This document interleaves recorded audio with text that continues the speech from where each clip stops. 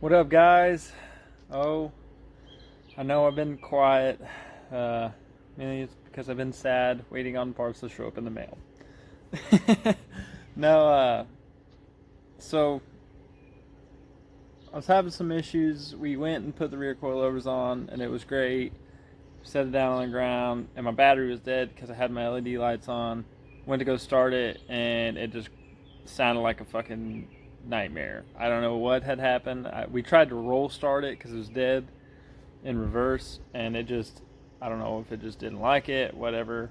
Anyway, got it home and got up underneath there, and I was missing a starter bolt. It had fucking rattled out, and I had drove this thing for, you know, I'd say at least 1,000 miles, and I guess it just had worked its way out. Anyway, we decided to pull the engine because the clutch was kind of messed up. So I'll kind of show you. I know it's been a while since I freaking videoed anything, but so this right here, this little piece goes into my throwout bearing. This is a stock setup, mind you. So it goes in with a roll pin bearing, and there's a rubber grommet that goes on the end. It's actually right there, but that roll pin holds this in. That's the factory setup, and then you have to get, this is the end that goes into it. And so going to like an aftermarket master cylinder, it didn't like hook up right, so I had to weld this thing onto a Teflon insulated line. Well, it caused a hairpin leak. I almost got away with it. I almost did, but I didn't. So like I had to bleed my clutch like almost every time I drove it. I had to go bleed it before I drove it. Sometimes it'd be okay for a few drives, but it was just like annoying the shit out of me. So I decided to just buy a new clutch, slap it in, try to get it in before the season starts. So I figured, well, while since we're pulling the engine and doing all this other crap, to get this clutch in, because you can't just pull the transmission on these, and because it's just so tight, that I would throw cam in and a bunch of other stuff. So I'll probably post a quick picture right around in here of like a bunch of the shit I stuck in there.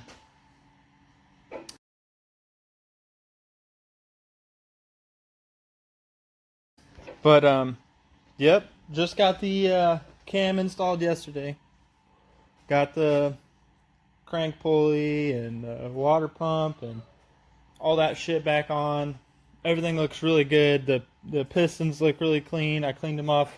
The cylinder walls look really well. I didn't have really any kind of play at all, like piston slap or anything. So that's really good. But I'm really excited for this clutch I'm getting. It's a Stage 3 Monster clutch. And of course I also put in a cam. So the cam's, it's a pretty big cam. It's actually a the lift on it's about 630, and it's a 630 by 610.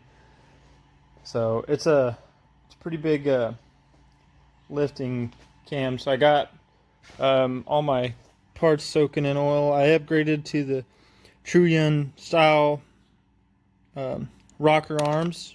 The bearings on them anyway, they're sealed instead of stock ones that have these little needle bearings that are known to fall apart. They're really small. I don't know if you can see them in there. Down in there. You see them? Yep. But that's a spot where these LS engines fail. Those needle bearings will fall out and they'll just get all over in your valves and engine and everything. It just fucks everything up. So, also went with LS7 hydraulic lifters and LS2 trays and ARP head studs with this fancy gel. I'm really kind of waiting on my heads to get back. I'm getting my heads poured and polished. So I'm still, the cool thing is, like, I ordered this clutch. These clutches are kind of like made to order, so it takes a while for them to get to you. So I'm not really sure when it shows up, but I'm hoping it shows up at least 3 days before the 30th. If it shows up 3 days before the 30th, I'm good. I could probably get this thing in and running and get a decent tune going on it. But yeah, other than that, really, I got a LS6 intake. It's coming in the mail. I bought it from a guy online, so I'm hoping it shows up here soon too. And I was gonna try to see if I could kind of, on those LS6 intakes, the mouth of them is about the same size as an LS1. The way that they get their power, that's like almost like supposedly about a 20 horsepower gain. But there's a hump in the middle of these LS1 intakes, and it really disrupts flow and everything. The LS6s are flat. Well, the throttle body it's the same 3-bolt pattern, and I bought a 3 to 4 bolt adapter, and I bought a new throttle body, but I'm not even sure if I'm even going to use those if I can't port out that head at all. If I can't port out the head where the intake throttle body sits, it's not even worth my time to stick it on there. So, I mean, it'll just look cool, but I mean, it's way more pain than it is gain. Yeah. So, what else? Got new timing chain, new cam gears, and that bottom crank gear for the timing chain, got it all new. New pinion bearings, throwout bearings, and all that. I'm really just waiting on my clutch, intake, and heads. So, I got dual springs to go with the cam, and gonna slide it back in. When I was pulling the engine out, I accidentally pinched a wire. Luckily, we found it. I went and got it soldered. So it's really just been like a waiting game. And I probably should have been videoing when I've done a bunch of this stuff, but it's kind of hard sometimes when you're by yourself. But I need to get like a little thing that'll either like hold my phone or like a little camera or something that I can just set up and be like, hey, what's up, guys? Do a little dilly dally. But yeah, other than that, oh yeah, I got my adapter. So to get away from that clutch thing that I was talking about. So I got this little guy. I blue Loctite the end of it so I don't have to get up in there. So it's the same exact setup on the end there, except this one isn't as long there. But it's going to go up in there, and then I can just hook up my line that I have in my car now straight up to it. So no more janky ass welded to Teflon shit. I really was just trying to get that by so I didn't have to pull the engine. But I'm really stoked to have an actual decent clutch in there and see, actually be able to feel it put a lot of power down. The other one was really loud. The throwout bearing was chattery, and my flywheel, I had that thing resurfaced like 3 times. And let me tell you, I think I was getting far enough moving the whole clutch assembly forward closer to the engine because I'd been milling down that whole mating surface and everything, that my flywheel was actually starting to lose pressure and was chattering whenever I was in neutral. So you could see it. It's kind of burned and wore, but like, I don't know, it just sounded really bad. But yeah. That's what I've been up to, just hanging out of the garage right now, just doing some things. I'm getting ready to pull the back bumper off to look at putting a small rear bash bar back in there so I can, my car's so dirty, to mount the wing that I got. I gotta touch it up a little bit, but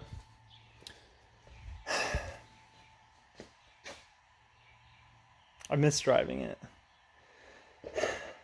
Oh, yeah, I got new coilovers on. So that's like extra rad because these other ones were really shitty. They were those max speed crappy craps. yeah, those things suck dick. But I got some Driftworks. I think they're called a CS2 edition by Driftworks. They're pretty freaking badass. Can't really see them because they're underneath the car. But let me see if I get a light. Here's a light. But yeah, these Mama Jammas are pretty fucking tasty, and they're pretty low. So that's cool. But I think I need to go a little higher in the back. I gotta adjust my height. But yeah, that's what I've been up to. Haven't been doing much. Just waiting. So with all these, if I get my intake, heads, and this cam, I'm really hoping for around I'm hoping for about 470 at the wheel. That would be pretty radical. About 470, maybe.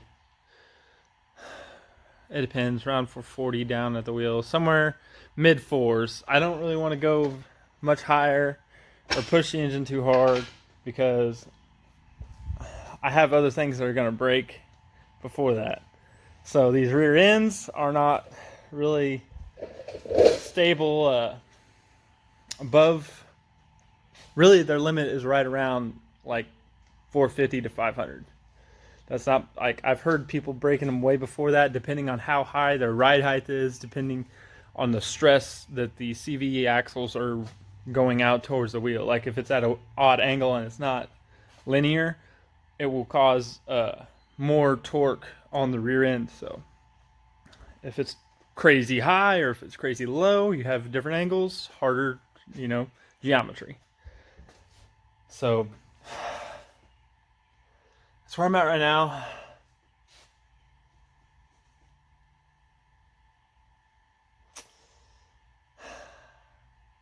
I am really excited to get this in there and tune it.